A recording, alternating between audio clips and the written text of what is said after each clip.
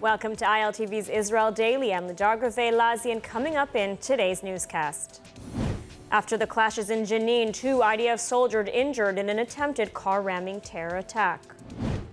At the Paris Air Show, Defense Minister Gallant hails Israel's cutting-edge tech as the best defense for threats from Iran. And summer is almost here. ILTV hit the beaches of Tel Aviv to find out what Israelis love most about summer.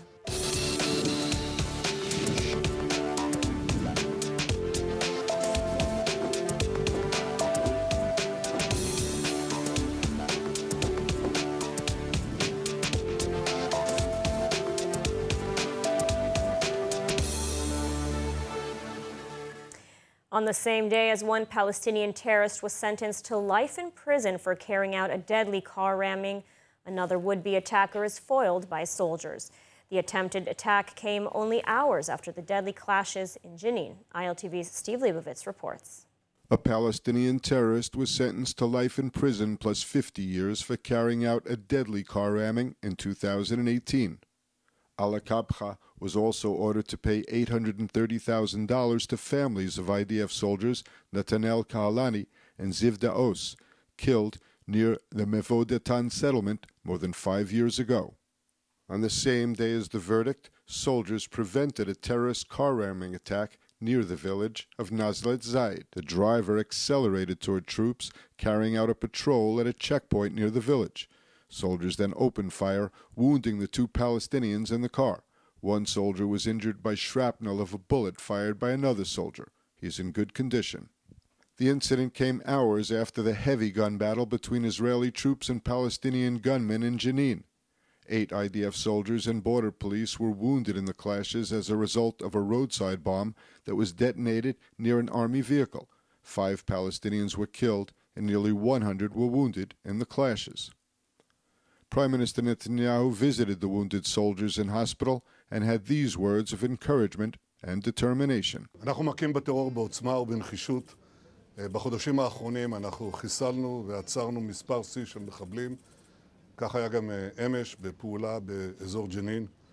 כוחותינו חיסלו כמה מחבלים, עצרו אחרים, נתקלו במערב אש ופעלו בצורה יוצאת מן הכלל. And as you just heard, the heavy clashes broke out between Palestinian terrorists and Israeli troops in the city of Jenin on Monday as Israeli security forces were carrying out a counter-terror operation. 7 Israeli soldiers were wounded. This was a very unusual incident, and this week, ILTV's Insider is going to take an in-depth look into what happened in Jenin. And so joining us now with more is ILTV correspondent and host of Insider, Steve Leibovitz. Steve, thank you for joining us. Thanks, Ladar. So tonight's Insider focusing on the incident in Jenin. What can you tell us? Well, first of all, we have to remember that Jenin has, just the word Jenin has connotations, the name. Jenin, Jenin, the movie, the documentary. 2002, there was a major battle in the city of Jenin. 23 soldiers were killed, over 50 Palestinians lost their lives there. Those were the days, the heady days of post-Oslo. Now we have a return to a situation where the situation is out of control in certain Palestinian-controlled cities. And Israel went in yesterday, an Apache had to be used, as you said. We're going to talk about just where are we at in terms of the security situation. Mm-hmm.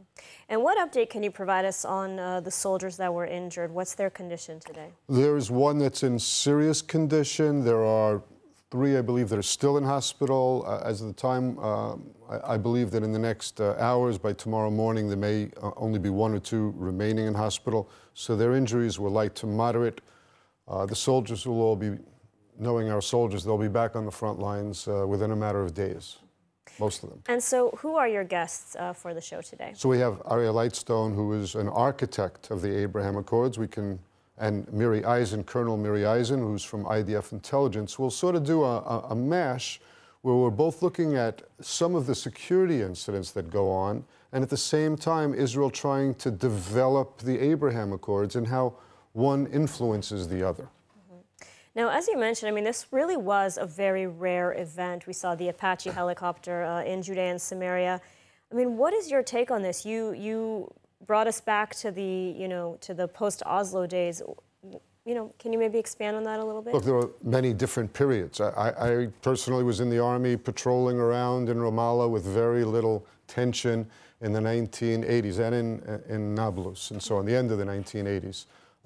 There were other times when it was literally impossible to enter into all of these areas because they were completely controlled by Yasser Arafat and the Palestinian Authority and their police, and there was a very strict separation, but there was security cooperation between Israel and the Palestinians.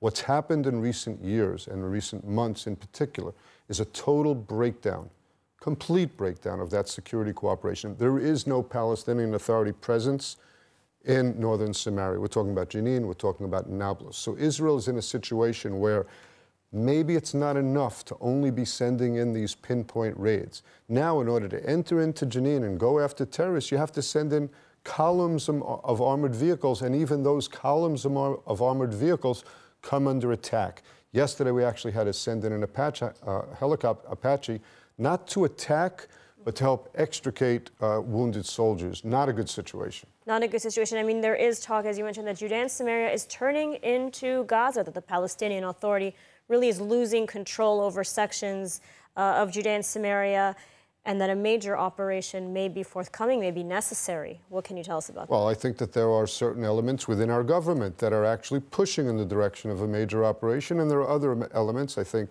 the defense minister is among them, that does not think the time is right, doesn't think it's necessary. What do we mean by an operation?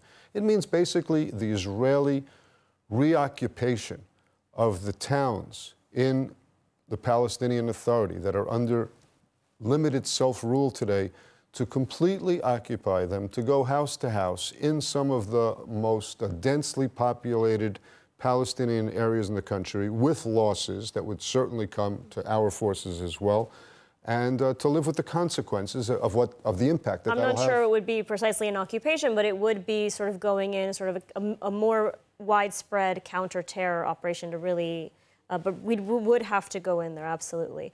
All right, Steve, thank you so much, and stay with us because we are going to have one of your guests join us. And so moving on, Iran, its heavy hand is found in the majority of terror actions and threats against Israel today. Prime Minister Benjamin Netanyahu recently said that one of the best ways to combat this threat is to expand the circle of peace in the Abraham Accords. And yet, no real progress has been made under the Biden administration. And so joining us now with more on the future of the Abraham Accords is Ariel Lightstone, the former advisor to U.S. Ambassador David Friedman and one of the leading architects behind the Abraham Accords. Thank you for joining us. Thank you so much for having me. So, Ariel, last we spoke, I think it was a few months ago, you were very optimistic about the prospect for peace between Israel and Saudi Arabia. A lot has happened since then. Are you still optimistic at this prospect? How can you not be optimistic? If you just take one step back and you look at the world today versus where it was 30 or 50 or 70 or 100 years ago, so we could be extremely optimistic about what's going on. If you look at and you judge things by yesterday or last week or last month, you can obviously be rather perturbed because I like to contrast the Trump administration to the Biden administration. Certainly, I feel less safe. I think the world is less stable, but we know what the ingredients are. And with the appropriate leadership at the correct time, I think there's a path towards peace, not just Israel and Saudi, but I think across the Middle East. And the one piece that's gotten lost in all of this, it should not be perceived as a Republican issue or a Democratic issue. It is absolutely in U.S. interest to be able to expand the circle of peace. It represents the best of us, and it will help our allies exceed and at the very least reach their potential.